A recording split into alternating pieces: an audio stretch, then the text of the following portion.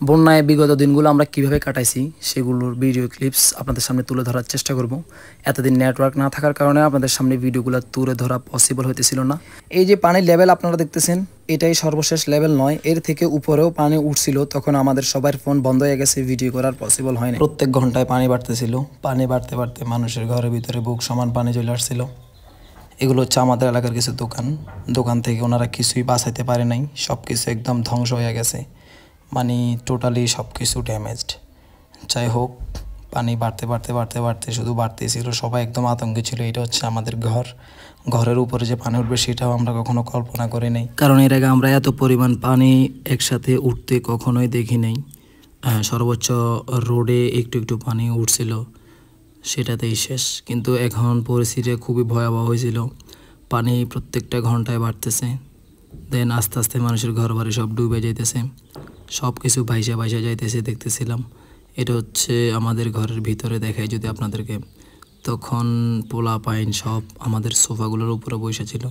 খাট কিছুক্ষণ পরে মানে কি ভাসতেছিল। দেন ওই যে সুইচ বোর্ড একটা দেখতে পারতেছেন, ওইটা লেভেল পরিমাণ পানি ছিল। তারপর আমরা উপরে চলে যাই, আমাদের উপরে 2টা রুম আছে, কোনো রকমে সবাইকে নিয়ে ওইখানে আমরা থাকি। শুধু আল্লাহকে ডাকতেছিলাম যে পানিগুলো কখন নামবে, কখন সব কিছু ঠিক হবে। কাঠের ঘর যাদের আছে তাদের তো সব কিছু শেষ, ঘরের ভিতরে আসবাবপত্র, খাবার দাবার যা কিছু সব শেষ। এই দেখুন তার কিছু নমুনা।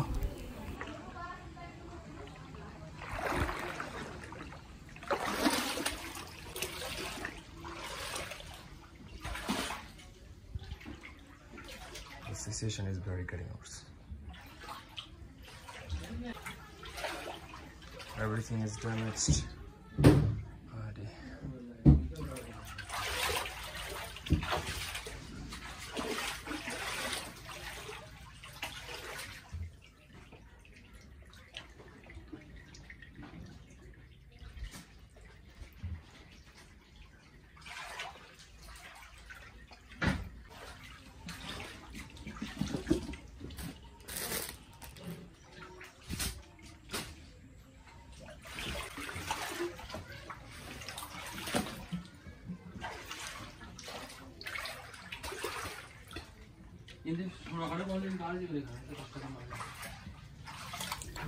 দেন এরপর আস্তে আস্তে আল্লাহর রহমতে পানি কমতেছিল, সব কিছু আস্তে আস্তে স্বাভাবিক হইতেছিল। যাদের বিল্ডিং ঘর তারা তো কোনো রকম ভিটা নিয়ে আসে, বাট যাদের কাঠের ঘর তাদেরকে সর্বহারা বলতে পারেন।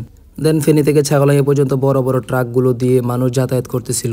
সিএনজি চলাচল করতে পারতেছিল না, কারণ তখনও সড়কের বিভিন্ন স্থানে অনেক বেশি পানি, তো সেই জন্য সিএনজি চলাচল করতে পারতেছিল না। এরপর বর্তমানে এখন মানুষ তাদের বাসস্থানে এসে তাদের ঘর দুয়ার পরিষ্কার পরিচ্ছন্ন করার চেষ্টা করতেছে এই কাদার ভিতরে।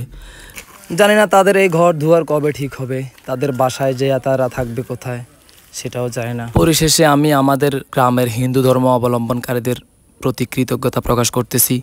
তারা তাদের নৌকা দিয়ে অক্লান্ত পরিশ্রম করে পুরো গ্রামের মানুষকে আশ্রয় কেন্দ্রে সুস্থভাবে পৌঁছায় দিয়েছে এবং দূর দূরান্ত থেকে মানুষের পাঠানো ত্রাণগুলোকে নৌকায় করে আশ্রয় কেন্দ্রে এনে দিয়েছেন। বাংলাদেশের বিভিন্ন স্থান থেকে যে যেভাবে পারছে আমাদেরকে হেল্প করছে আমরা দেখছি। তাদের সবাইকে ধন্যবাদ জানিয়ে আমি আমার ভিডিওটি শেষ করতেছি। সবাই আমাদের জন্য দোয়া করবেন। ধন্যবাদ।